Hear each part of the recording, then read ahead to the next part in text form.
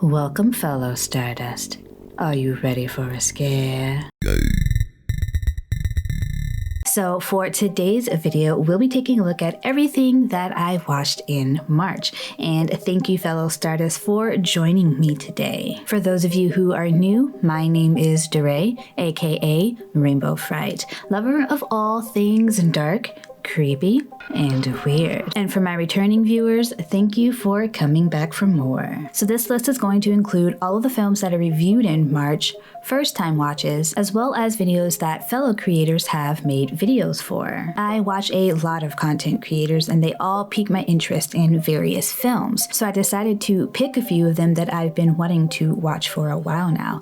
And these channels have also been big supporters of my channel. I'll leave links for all of their channels down in the description, so be sure to check them out. So first I'll start with the films that I reviewed in March, and then I'll get into my first time watches, and then the films that fellow creators made videos for, which will all be first time watches as well. Well, all right, let's get into it.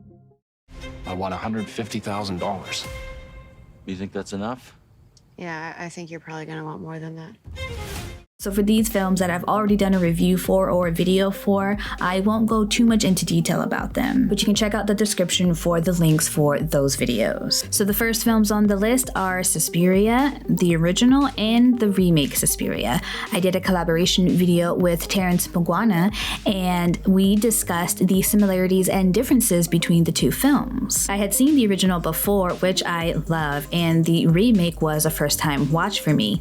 They are very different films, and I love them both pretty much equally, but for different reasons. We have one that is loud with bombastic music and really bright colors, while the other one has a more subdued color palette and is more of a psychological thriller. In both films, we have an American who goes to a dance academy, but when they arrive, strange occurrences begin to happen and there's evil lurking in the corners. Along with a completely different aesthetic and atmosphere, the two stories do go completely different directions. And for me, both the OG and remake of Suspiria earned 4.5 rainbow skulls. Creating this video with Terence was such a fun experience. I've been a fan of his channel for a while now, and I always enjoy listening to his insight on his movie reviews and breakdowns. Next is Cheap Thrills, which was a subscriber request from Ronald Short. This one isn't a horror, but it's more of a comedy thriller, and it's a whole lot of fun with a lot of laughs and a lot of blood.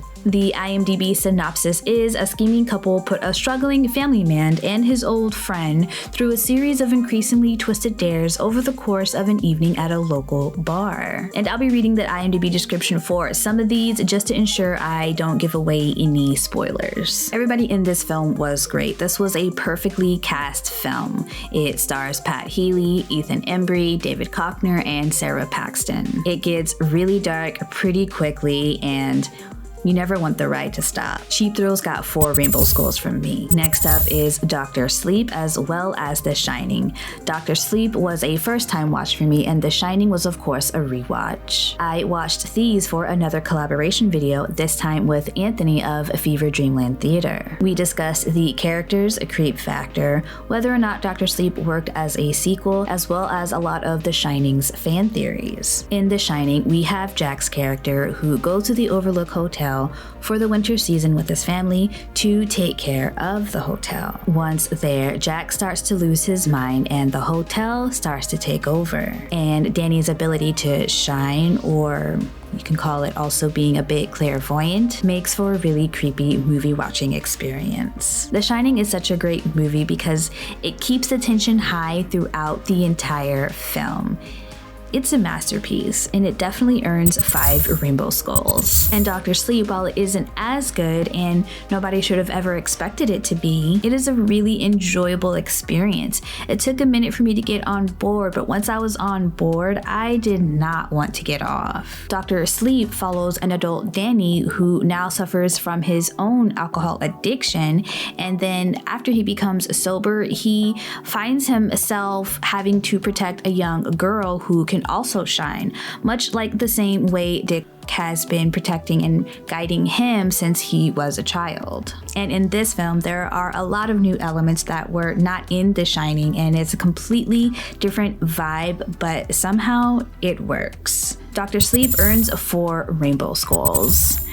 Next we have here is a Shudder original from 2021, Hellbender. And the synopsis we have here is a lonely teen discovers her family's ties to witchcraft. This is a fun coming of age story where we see a power struggle between mother and daughter. And when things get witchy, we get some pretty cool special effects. And I really enjoyed the lore in this film. It was creative and original. Hellbender earned 3 rainbow skulls. All right, next we have Ty West's film X. This was a ride-along review, which I love doing, and I had a lot of fun with this one as well. They gave us a little something familiar while also giving us something a little bit new. There were a ton of laughs, and we got some pretty good kill scenes. So if you don't already know, this film is set in the 70s, and a group of filmmakers go and make a porn in a cabin basically that is rented. But the old folks who they've rented the place from discover that they are shooting a porn, and all hell breaks loose. Definitely check out my spoiler-free review if you haven't seen this film yet. This one earned 3.5 rainbow skulls. And that wraps up all the films that I reviewed or made a video for in March. So now we're gonna go ahead and move into all of my first-time watches. First up is The Batman. I saw this one in theaters and it was definitely a good time. I'm not a big superhero person, but I really wanted to see this one because it looked like it had a more dark atmosphere than the other films, and I was really enjoying all of the spoiler-free reviews that I was watching. And while I did have a good time, I really need to give this one a second watch to really be able to give it a rating and express my feelings about it, because it was actually really hard to hear the entire film. The volume was so low. I've been reading reviews for different movie theaters where people are having the same issue and they're not commenting on the fact that they're hard of hearing or deaf. And along with the reviews, my husband even mentioned that it was too low, and he's got pretty impeccable hearing. So with that being said, I really loved the atmosphere. Zoe was great. Pattinson, he was so for me, and I'd be down to see a continuation of this story. Next on the list is a Netflix original from 2022, Windfall, and this one I was pretty excited to check out because on the writing team was the writer of Seven, Andrew Kevin Walker. Also on the writing team was Charlie McDowell, Justin Latter, and Jason Segel, who was also starring in the film. So the IMDb synopsis here is: a man breaks into a tech billionaire's empty vacation home, but things go sideways when the arrogant mogul and his wife arrive for a last-minute getaway. So with this writing team, we're expecting a little bit of comedy, some suspense, and maybe a little bit of a surprise. And while we do get some of those things, it really doesn't start to get interesting until the end of the film when we add a 4th character into the mix. Everybody in the film was great. Jesse Plemons was definitely the perfect annoying rich dude, and Lily Collins gave a strong performance. It's definitely one worth checking out at least one time, but I'm going back and forth between a 2.5 and a 3 for this one. And the last thing I watched before I get into all the films that creators have done videos for is I Love You, Now Die, The Commonwealth versus Michelle Carter. This is a documentary film that premiered at South by Southwest in 2019, and it premiered the same year on HBO in 2 parts. And this, of course, is the tragic story of the relationship between Michelle Carter and Conrad Roy. I don't want to go into too much detail about because I don't want to risk demonetization, but in my True Crime and Nails video, I get all into it, and I'm sure that video is going to be demonetized once I am monetized.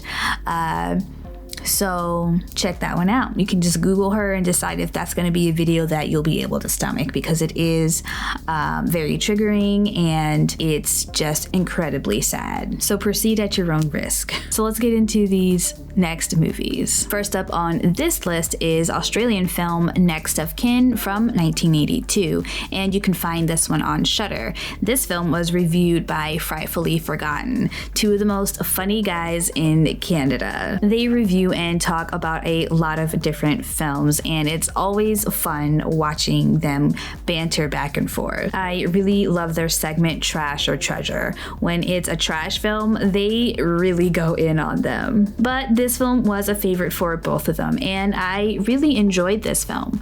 Let's see, the synopsis for this one reads, in a rest home for elderly people, a daughter reads her mother's diary.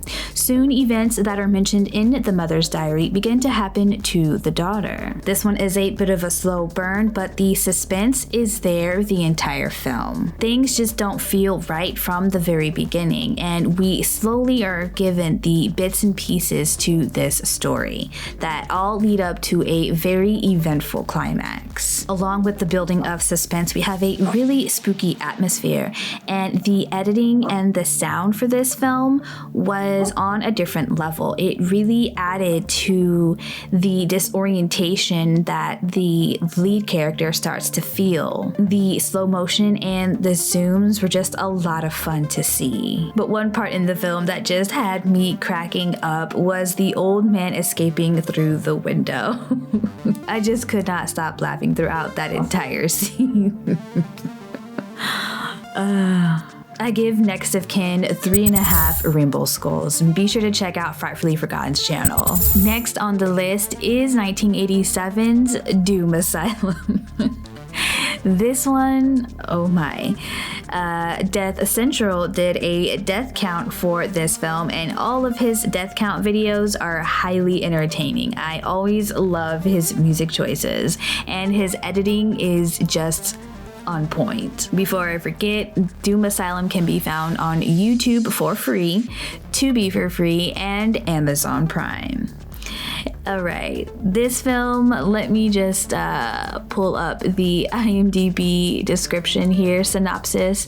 It is a horribly disfigured lawyer, wrongfully pronounced dead after a terrible car accident, is taken to an asylum for dissection, only to come back alive, kill everyone, and make the asylum his killing grounds. Now, when I saw Death Central's kill count video for this film, I knew it was going to be silly and the practical effects weren't looking that great, but I figured I was gonna have a good time with it. And while I did, it is just not that great of a film. The acting is terrible, the writing's even worse, but if anything, you're gonna have a good laugh and be scratching your head a lot. It's quite something. We got a zombie-like dude killing these teenagers, and we have two group of teenagers who are basically there for no reason. What are they even doing there? They're literally sitting there in the grass as if they're on the beach with their bathing suits. And we got this punk band who is practicing there as well as playing chess. Anyway, this film is just pretty ridiculous with really bad one-liners, but at least you get to see Kristen Davis's first role, and I'm glad she, improved her acting skills at least just a little.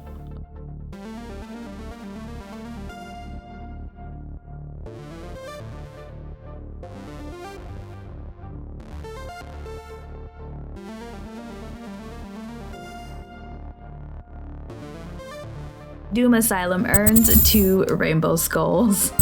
Next up is Depraved from 2019, which you can find on Hulu and Amazon Prime. And this is a video that Nick from Horror Flicks with Nick recommended on his channel. He compared it to Patchwork, which I completely agree with, but I do have to say I enjoyed Patchwork much, much more. Depraved is a fine movie that everyone should check out at least one time. It's a great reimagining of Mary Shelley's Frankenstein, just a bit modernized. But I wasn't really into the writing or the actors in this one either. The lead actor who played Adam was great. He definitely carried the film along. The special effects in this one are really top notch, and as Nick said in his video, it has a lot of heart, which really drives the story. But there are a lot of character decisions that I just couldn't really understand, and it was taking me out of the experience, and just other things here and there that didn't allow it to earn more than 2.5 Rainbow Skulls. But I'm looking forward to checking out another one of Nick's recommendations because he's talked about and reviewed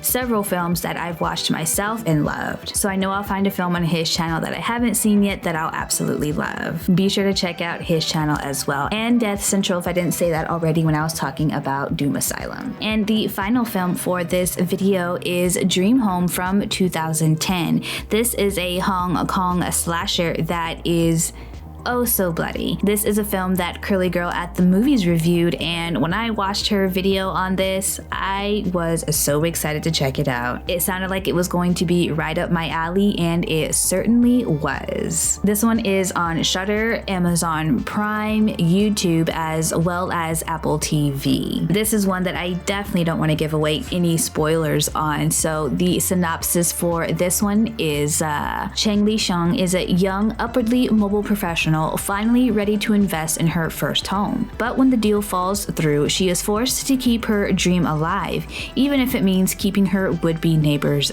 dead. This one is exciting from beginning to end. It's an awesome slasher that gives us a kill right away, and we just keep getting them, and all of the kills are pretty creative and they make you chuckle, and I'm pretty sure that's on purpose. But it's super gritty and realistic, and you really feel for the lead character. You might even find yourself sympathizing with the killer. Here's another film with a strong social commentary centered around the economic collapse that happened back in 2008, a time that was hard for many people around the world. This film illustrates the struggles that people in Asia and around the world go through when it comes to housing and providing for your family in a world that doesn't really take care of low-income families. And while there are some sad and touching moments, we do get our good dose of gore. And talking about this one too much will definitely give some stuff away, so I'll just keep it at that and let you know that I give this one 5 Rainbow Skulls out of 5. Well, there you have it, fellow Stardust, everything that I watched in March. I'll be back next week with some more videos, so if you haven't already, go ahead and hop on the Rainbow Fright Freight Train and hit that subscribe button along with the notification bell. That way you'll get notified every time I upload a new video.